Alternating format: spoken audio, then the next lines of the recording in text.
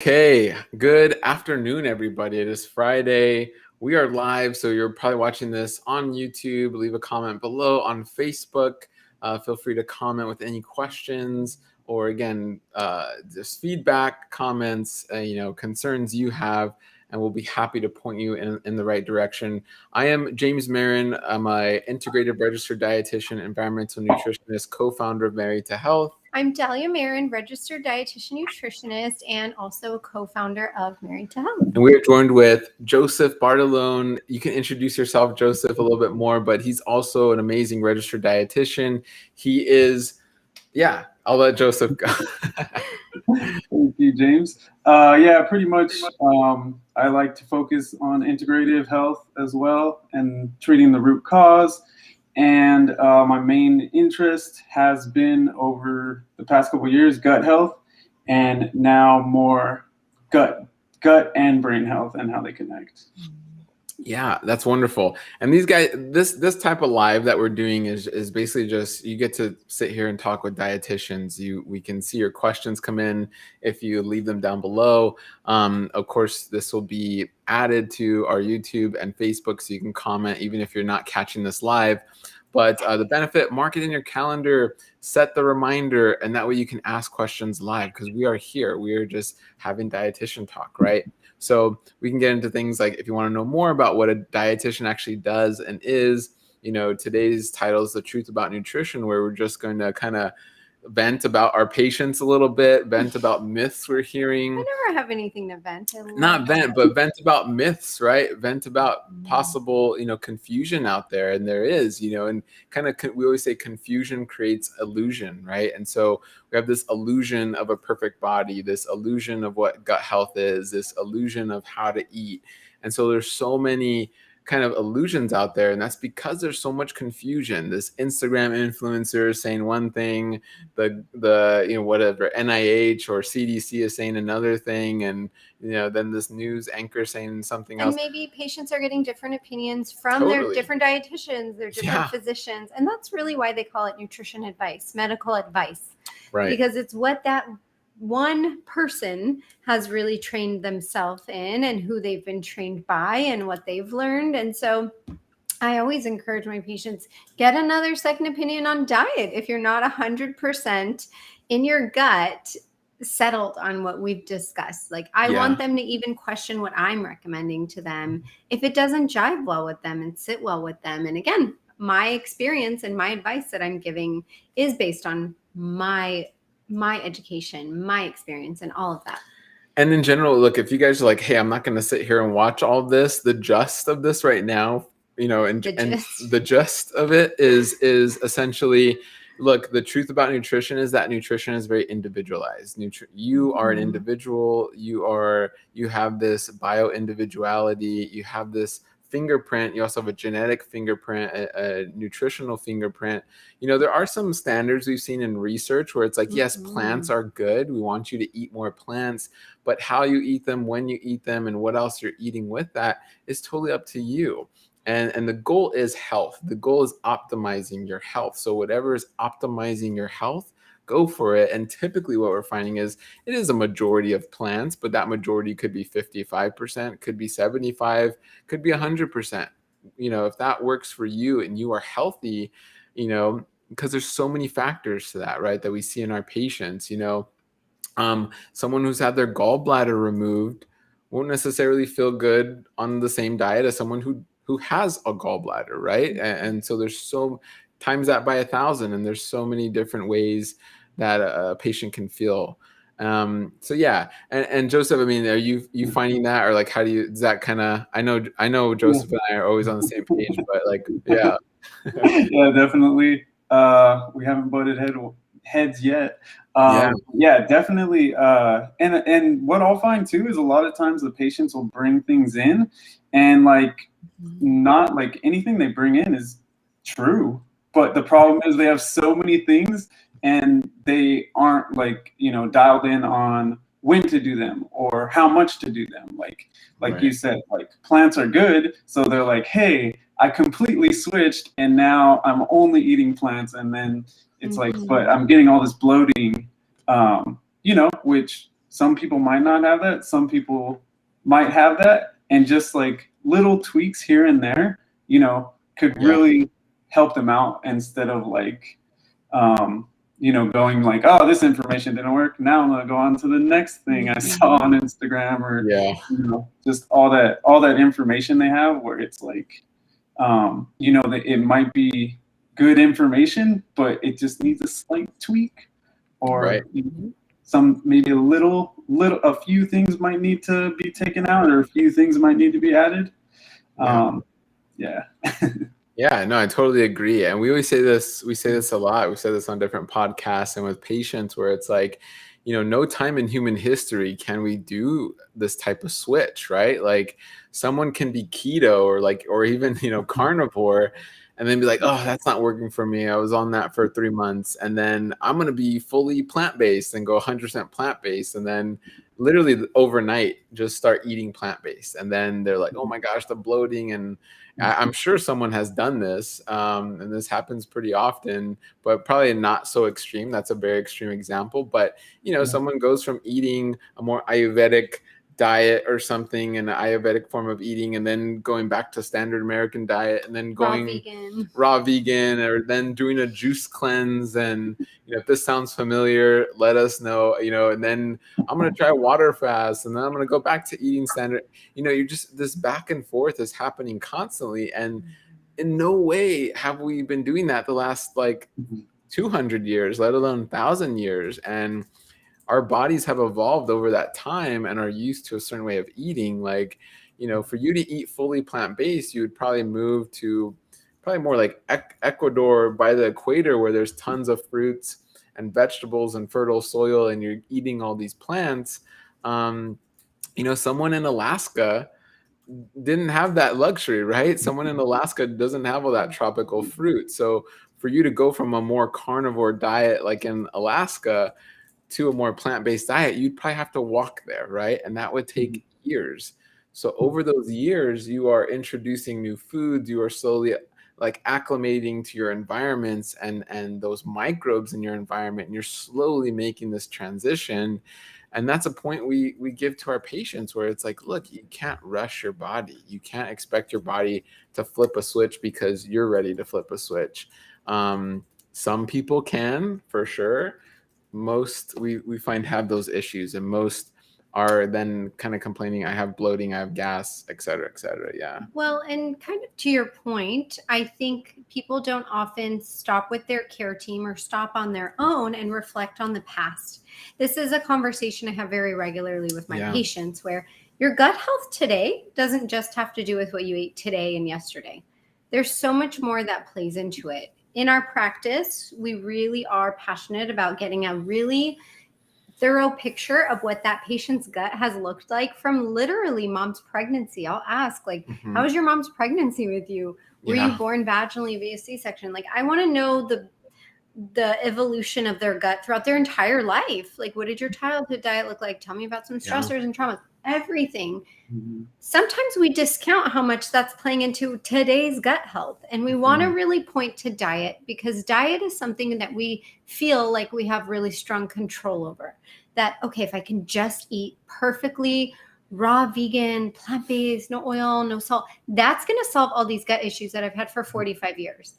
It's not always the case. So like Joseph was mentioning, you know, there's a little bit of finesse to it. We might need to make some tweaks. Your gut might not be ready for that complete 180 that you tried to make. We need to also understand and appreciate what happened in the past and see, are any of those things reversible, or should we look into them a little bit more, or what impact are they having on today's symptoms? Because today's symptoms are not always just about today's food. Right. So true. So true. And yeah, and I think, you know, the way we tend to like blame food a lot. I mean, I'm sure you get that a lot, Joseph, too, with your patients and everything. And, you know, we blame food. That broccoli made me bloated. I can't eat beans. Beans have, you know, lectins, and they make me bloated. And, you know, we're hearing the term lectins more and oxalates more and all of that. And there's certain doctors who are making that very popular and kind of fear mongering a bit. But, and it's not always untrue. Right. I have patients who are oxalate intolerant. But why is that? we all should have oxalate degrading bacteria naturally living in a natural part of our flora. Like we should have sufficient levels of lactobacillus, bifidobacterium, oxalobacteria. Those all help you denature, digest, degrade oxalates. So it's not necessarily untrue. Sure, it's a, kind of a get rich quick scheme oftentimes where it's like, oh, because you don't take this $500 supplement, that's why you can't digest those pesky oxalates or lectins. That's where you want to kind of raise some suspicions. But again, you want to understand, why don't you have as much abundance of those oxalate degrading microbes living in your gut naturally? What can we do to support them and encourage them to increase so you aren't intolerant to these oxalates, histamines, lectins, phytates, salicylates, and you are able to consume the diet that is going to give you best health for your future and best gut health moving forward. And we'll maybe slowly get there. Yeah. I mean, how do you feel? Is that what you find, Joseph, like with your patients, like they're blaming food and you're kind of just, okay, wait a minute here. And I love to get Joseph's perspective because he has an interesting insight that James and I don't have. So Joseph has worked with eating disorder patients and those struggling with disordered eating patterns. So I always like to get his unique perspective because it's really interesting, especially we know a lot of GI patients are told or believe that if I just restrict all these things, that will get me better. And I think that really leads patients to having disordered eating or an unhealthy relationship with food. So I'd love to hear more of your expertise on that, Joseph. Yeah, definitely.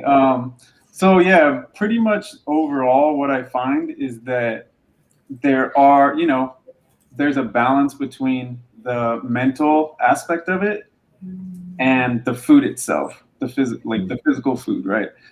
Food, there are food intolerances, there are food allergies. Food can make you sick if you eat, like food that you can't tolerate.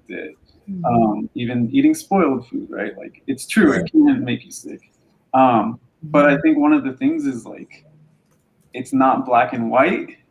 And that's the thing that I see most is that they make it that way, where it's because it's easier if it's black and white, right? It's not realistic, but it's like a form of magical thinking, and there is a piece to where even like if you're in a less stressful environment and you're eating the same food that you eat when you're in a stressful environment, your body digests that and processes it different. So that's just, one part of that, based on how stressed you are, is your body tapping into that like rest and digest state, or is it still in that fight or flight state, right?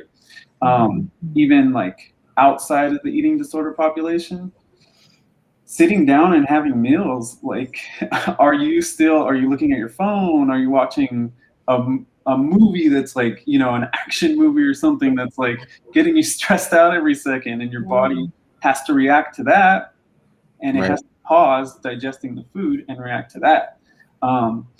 So yeah, there's a lot of interplay between, like I brought up in the beginning, stress and the actual, physical food. And yeah, the way we treat that is kind of similar, like little tweaks here and there, not like what you're doing is wrong, right? Because most of the times, like what they have tried is what they heard was right? Like they cut out one food, cut out another food, then all of a sudden it's like, I'm just not going to eat, right? Yeah. But yeah, like, same thing. We just kind of set in a tweak. Oh, like, hey, like, let's try eating 1 meal a day. Let's try eating 2 meals a day. Like, yeah, kind of, similar in that way. And then also, I lost my train of thought, but yeah. No, I think this is a great train of thought that we're on, because I like to explain it to my patients that way. I love what you brought up with black and white. And I was actually just thinking about that this morning, which is so funny. It's like, what in this world is black and white, right? Like not even pandas are black and white. Besides our shirts. But it's like not even pandas are black and white all the time. Like they get dirty and parts of them turn brown. Right. Like nothing in this life is just cut and dry black and white. There's always a little bit of gray area to it, and nutrition especially. So it's so important to educate patients. And really, I think not only explain, I love how you explain that sympathetic versus parasympathetic, or that fight or flight versus rest and digest, feed and breed. I think most people don't appreciate that enough, where not only might they feel some of those adrenaline stress hormones from almost overstimulating. And sometimes we think of stress as like bad stress, right? Like I feel really stressed because of my job. I feel very stressed in my home environment. So oftentimes when I'm speaking to my patients, I think they automatically perceive stress as that bad type of stress. And what I was just discussing yesterday with a patient, sometimes the good stress is also stressed. Like she told me that she had flares after one weekend she went on a trip. And she was able to tolerate some treat that she wasn't able to tolerate before. Great. The next weekend, she had a birthday party for her dog. And then her flare kind of started because she ate cake, 3 days in a row. And now she's moving. So now she's just kind of been stuck in a flare for a week. So I let her, we kind of talked it out. And I was like, you still might be excited or stressed. They were good things. But you still did have to kind of change up your routine to pack your stuff for that trip. So even though it was a good stress is not always bad, but your gut felt different. Your nervous system felt something was changing. And when you're then at that time where your nervous system is just a little bit more excitable, right? You might be producing a little bit more adrenaline when you're just more excited. Excitement is also different for your body. So that can also kind of stress your body out. For your dog's birthday party, I'm sure it was a lot. You had to invite everyone, clean, you made a cake, you planned everything. Again, it's good. It's exciting, but it was also a big change for your nervous system to deal with. You're moving. It's a positive thing, but it's a lot, right? To get back and get your moving boxes. So sometimes I think we don't realize the parameters of stress. And it might have been a really good thing. You had a kid, beautiful moment, but your life's now very different. You got married. Good thing, you graduated college, good thing. But now, again, your nervous system has to adjust to this different change. And even though it's a good stress, it's still stress. Totally. Yeah. And I think, and what Joseph said too, is like, people want it to be easy, right? I think we want to default to like, yes, it's black and white because it's easy. People like it to be easy. We want, that's ultimately what we want. We want it to be easy. Hey, I just go to work and I come home and I'm going to retire when I get older, and it's easy. And I just want to, this is what I don't eat. This is what I do eat. And that's going to make me feel better. And I want it to be easy. Hey, Joseph, I'm going to see you at an appointment and you just tell me what to eat, right? Give me the plan of what to eat for the rest of my life. And then I'm going to be healthy and I'm going to do that, right? But unfortunately, we find out it's not that easy. It's not black and white. It's very individualized.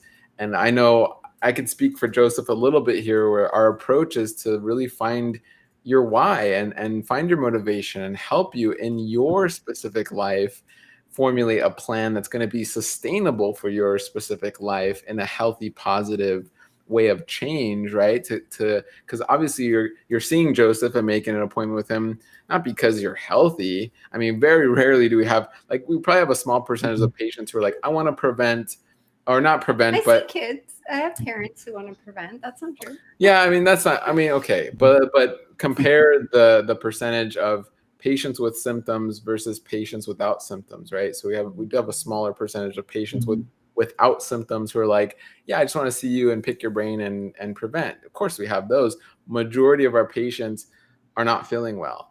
And so, it is saying, okay, you're here now. What can we do to get you to a better place, right? So that's what we're saying. What is easy, though, and what we try to make easy, is making an appointment and going to marythealth.com. You can make an appointment with Joseph or Delia, even myself, and or get Vicky to the root. Karina. Or Vicky or Karina, our other dietitians who will be joining us next time we do the live.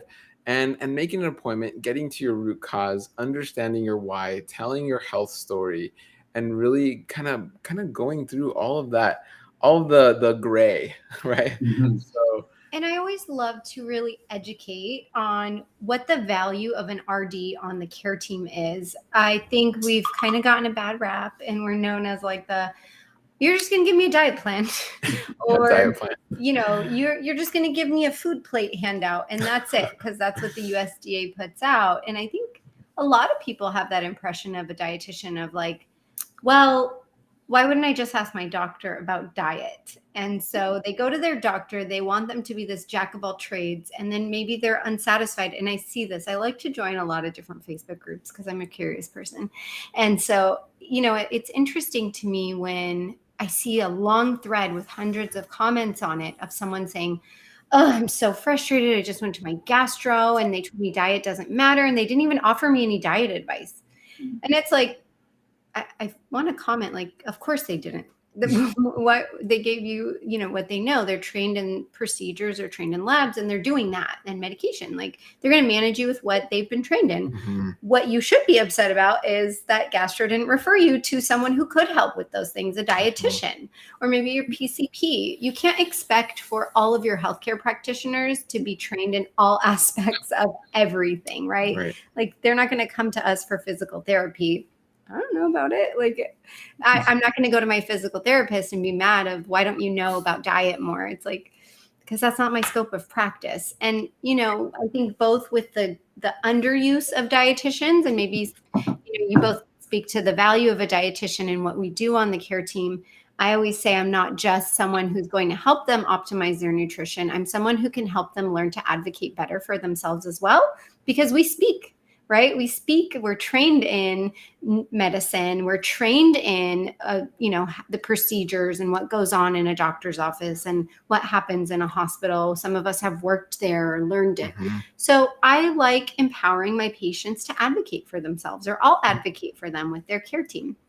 But I think also something that's really important is to understand that an RD, yes, is part of the care team, but is not the whole care team. Because I've had patients come to me and they're like, yeah, I have inflammatory bowel disease, and it was very severe when it was diagnosed, and I haven't gone back since. I don't want to take any medication. Diet alone is what I want to use. And so sometimes I'm also educating the patient on like, okay, we know you have something. We want to make the best decisions possible so we don't end up in crisis mode. Crisis mode is not fun. So getting scopes done and getting labs done is a good way to gauge if this diet is even working. It might not be working for you. So we don't want to put all of our eggs in one basket. I want to be part of a patient's care team. Mm-hmm. And that doesn't only consist of a dietitian. If they're having gut issues, it likely consists of a PCP, a primary care provider, or a GP. It might consist of a gastroenterologist. And I love making referrals to mental health support, brain health support, right? Maybe pelvic floor therapy or physical therapy, or so many other referrals we love providing. But I think are a very undervalued and very valuable part of the care team. So I'd love to speak on that a little bit more. Yeah. I mean, so yeah, or I don't know if you have anything to add right now, Joseph. Yeah. I just want to add, that was a great explanation. And I just wanted to add that, you know, all these different people on your care team, it's not possible for them to be an expertise in anything. Like, they went to school, right? If it's a doctor, like, they went to school for 10 plus years, right, to become a doctor in their specific field, right? So with us, you know, in our specific lane, like, we are experts on that. And even going further, like having a team like we have, where we have Vicky that, you know, specializes in cardiometabolic health. We have Dahlia that specializes in, you know, IBS, SIBO, gut health, thyroid. We have, you know, I also special in a form of gut health, and, you know, also mental health and neurodegenerative diseases. And then also, you know, Karina that specializes in intuitive eating, you know. Family nutrition. Nutrition, yeah. So, you know, having that specialty, it does like take time, you know, and learning all of that. So having each person in the care team, and kind of, this is something I like to talk to patients about too, like, oh, you know, that's probably a better question to ask your gastroenterologist. Or that might be a better question, like you said, like, have you ever seen a pelvic floor therapist? There might be something that's, you know, physical, or something going on with the muscles that are not allowing you to digest. But yeah, you know, everyone has their own expertise, and having that care team is just, you know, the dietitian's part of it, the doctor's part of it. Whatever that specific individual needs, right, adds to the care team. Love that. Wonderful points. Yeah. Even that idea of specializing even within your field. And, you know, there's so many specialties and subspecialties, and the list can go on and on. So yeah, it is choosing that right care team for you, the right dietitian for you, the right doctor for you, that's specializing the right way for you. And all those things are wonderful, wonderful factors. So that is so cool. I mean, all this is really cool. So, and I think that also, just speaking a little bit more on what happens during a visit with one of us, what a patient, what we ask a patient, what they leave with, and kind of the care plan. I think that would be a really cool thing to educate on. Yeah. So, I mean, with that, I mean, like, again, it's very individualized, but yeah, getting kind of into what a dietitian does with a patient. I mean, you know, really, and I could speak for us in terms of us being integrative registered dietitian, because this isn't all registered dietitians, but we know we've had patients who are like, I saw another registered dietitian and they just gave me a handout and that was it. And right. Yeah. Yeah. So with that, or, you know, it's a 20-minute or 30-minute visit and they're getting handouts and it's basic and it's like, here's what the USDA recommends. Okay, good luck. And here's a meal plan. I'll see you next month and we'll see how that meal plan's going. And that's it. With us, you know, our initial visits are 75 minutes. We go into your health story. You can fill out an initial questionnaire. You can upload your labs to our portal. We can look at, you know, again, depending who you're seeing, we're looking at your labs. We're looking at your health history. We're filling in the gaps. Like Dahlia mentioned, you know, how were you born? Did you drink your mother's breast milk? Did you know, take a lot of antibiotics? Did you have your appendix removed or your tonsils removed? We know having your tonsils removed puts you at increased risk of IBS. A lot of our patients are like, whoa, I didn't know that. And then typically it puts you at increased risk of removing your appendix.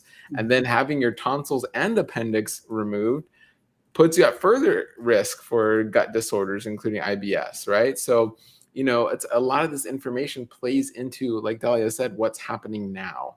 So to further understand, then we get into diet, supplements, medication, you know, factoring in your lifestyle, how things are working for you now. And all the while, you know, and the guys definitely chime in, but, you know, I'm thinking of, oh, this could work, or, oh, okay, that can work. And depending on what information this patient is saying to me, meal delivery service, or, oh, no, we're just going to work on this area, maybe breakfast, because XYZ, you know, that's what I'm doing these calculations in my mind of like, what's going to work best. And I'm taking notes and creating objectives, but this is what I have, but then hearing from the patient to say, hey, this is what I feel I can do. And really using that motivational interviewing and really I think being humbled to say, I'm here working for the patient.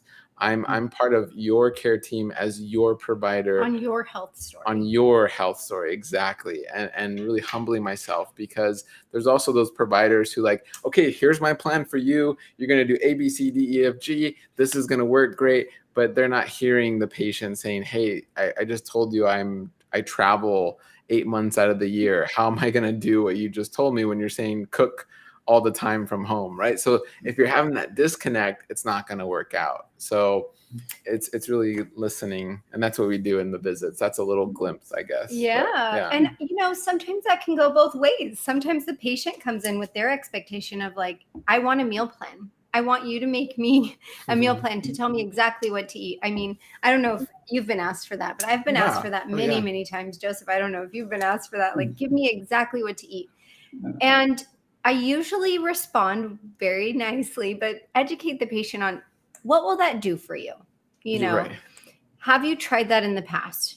And almost always when someone comes in with that mentality, it's, yes, I've tried that in the past. And yeah, I lost weight, or yeah, my gut felt better, but then I started feeling bad again. So I like to go more with the, you know, teach a man to not fish, but teaching him to gather berries, right? Then giving him the berries. Lemonade.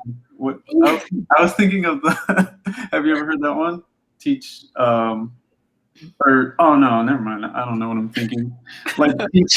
Teach someone to make lemonade instead of giving it to them. Yeah, exactly. Yeah, there you go. Teach someone to make good gut lemonade. But I very nicely kind of educate my patients that I could give you a meal plan, but what is that teaching you?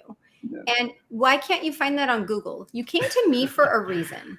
And I could do it, but I'm not going to. Probably. I've given them out before, though. But I almost never do, because it doesn't actually implement those life skills that one needs. It's like, what happens when you stop my meal plan? What does your health look like then? Why does it change so drastically? Mm-hmm. What can we do to try to be more preventive than reactive and prevent emergency mode? Because I would say there's no worse feeling than constantly being in emergency mode. How can we teach you to be proactive? How can we prevent some of these issues? How can we do this together as a team? I'm on your team, and I want you to thrive, not just for a week on a meal plan, but for a year, a decade, a century, whatever, however long you live. And I love it. And I use the analogy of like when you start your job, there's a training manual, right? Or you got like the management booklet. Who's carrying around the management booklet like 6 months later going, okay, I'm following it step by step, right? And that's kind of how a meal plan feels to me. Like, it's helpful. It's there for sure. We can give you recipes and plans, sure. Yeah, and we do. And we do. And it's just like that training booklet, but no one is there 10 years at the same job still referencing the training booklet and going, oh my gosh, it's not here in the booklet, so therefore I can't do it, right? We all get a groove. We all understand and learn different ways, and we get a feel for the job we're doing, and in this case the lifestyle we're living, and we make it our own, and we make it sustainable, and we build upon it. And who knows, guys, not everything has been invented. Like, whatever that manual says isn't gospel, it's not dogma. Like, you could find you could find a better way to do things, and that's the true in our patients' lifestyles. Like, they might find a better way to make oatmeal or a better way to eat healthy, and it works for them. Great. It's not in the meal plan, so but who cares, right? But you want to have that freedom and that desire to explore those things. So again, you're not adding that stress of saying, right, what is in the meal plan, I can only eat that. Because I will often ask that type of patient who's asking for the meal plan, if you aren't able to follow it exactly, is it going to stress you out more? And when they say yes, I say, then a meal plan isn't right for you. We need to teach you some skills of teaching you how to plan your best meals that make you feel your best, not just for you to follow whatever I say. Totally. Are you going to ask for meal plans, Joseph, from your patients? No. I mean, no. Good. No. No, I was just going to say, like, even though, like the recipes and stuff we do provide, it's always like in mind with that specific patient. Like, if I have a patient, they're like, oh, like, I hate papaya, and like the recipes have papaya in them, I'm just like, okay, like, look at this. This is to give you an idea of like, different things you could try, but also get creative with it. You could make your own recipes. If papaya's in here and you don't like papaya, that doesn't mean like you can't try the recipe. Like, you could add something else. You could, add kiwi, add grapes instead, or do something else for sure. And so we provide these guidelines. It's kind of like, as parents, like, we provide these guidelines so that Layla can do her best in life, and she doesn't have to follow it exactly. She probably won't, but as long as she's healthy and happy and thriving, then that's what matters the most. And so oftentimes it's, reminding people to love themselves and pick foods that help them feel their best while also challenging them, right? Because I think we all have heard, as the three of us who kind of focus on and specialize in the gut, patients always tell me my safe foods are, and they give me 10 foods. Like, these are my safe foods. These are what make me feel good. And just because they don't make you have symptoms, it doesn't mean they're best for your gut healing, right? So their safe food might be a really high saturated fat food. Like, I can eat bacon and I feel fine, but is that bacon helping you heal your gut? Probably not, because studies have shown saturated fats can induce intestinal hyperpermeability or leaky gut. So just because it doesn't cause immediate symptoms doesn't mean that food is really great for your microbiome. So we also challenge patients of saying, okay, you can eat 2 vegetables now. This might be another option. Let's try to get you to 3 or 4 in this next month that you can tolerate.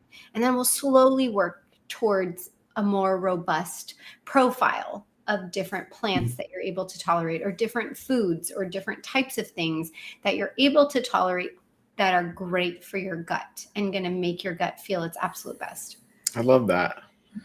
I love that, guys. Well, I think I feel good. This is a nice conversation.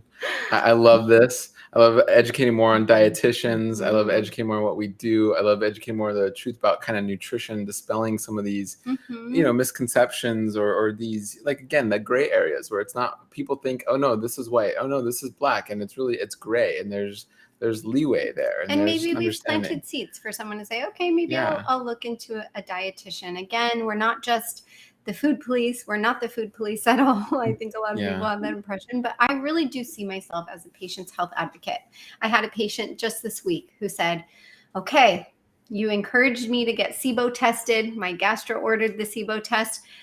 They just told me, yes, you're positive and here's some antibiotics. I just talked to the nurse and that's all she said, but I need to talk about this. And so thoroughly, we went through every single point on her SIBO breath test and I explained it. She said, I feel like I got into this SIBO mess because I took so many antibiotics.